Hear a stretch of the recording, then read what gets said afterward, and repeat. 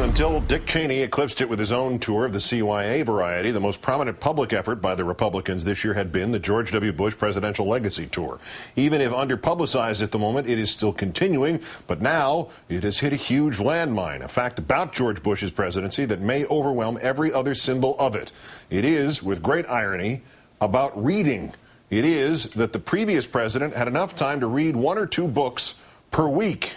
It is our number 1 story, tonight's WTF moment.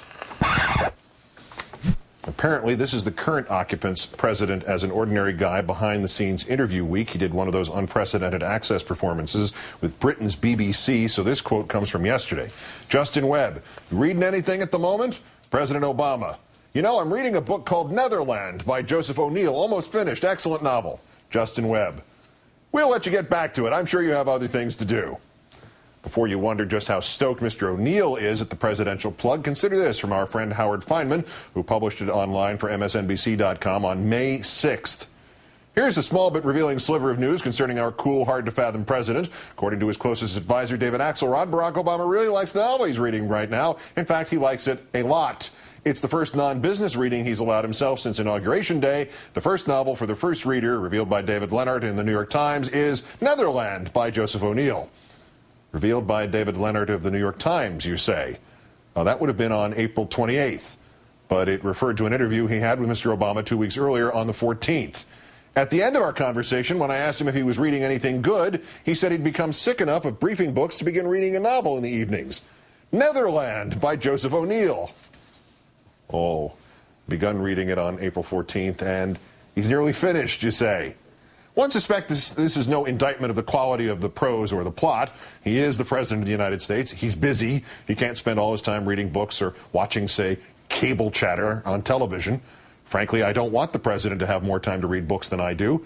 And this is where we double back to Mr. Bush.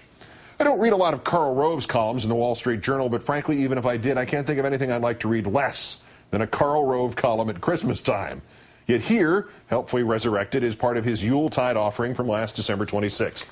With only 5 days left, my lead is insurmountable.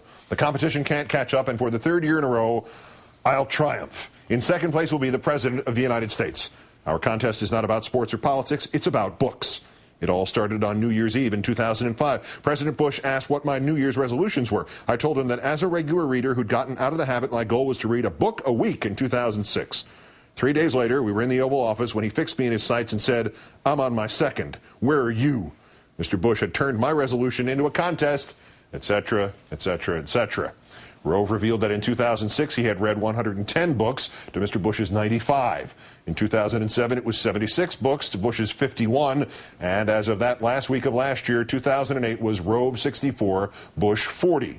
Rove tells us that during the 3 years of the contest, Bush read a lot of history and biography, and of course biography is merely history made specific, about Lincoln, William Jennings Bryan, Genghis Khan, and LBJ.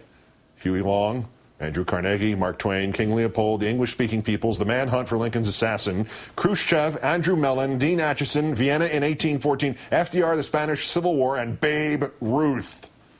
The mind reels.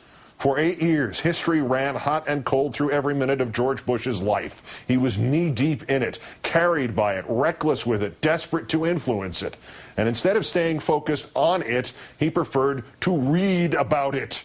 And unless he took Evelyn Wood's speed reading courses in his 20s, Mr. Bush clearly made some terrible choices during his presidency. Reading about King Leopold instead of reading about the economy. Reading about Genghis Khan instead of reading about A.Q. Khan. Reading about the Spanish Civil War instead of reading about the Iraq Civil War. Reading at a pace that never got significantly below a book a week and often approached 2 of them. What anybody with, say, a full-time job could only dream of doing. So here's the true Bushian legacy finally evident. The man who read too much. Ironic that, considering the infamy of him reading My Pet Goat on that Tuesday morning so many Septembers ago.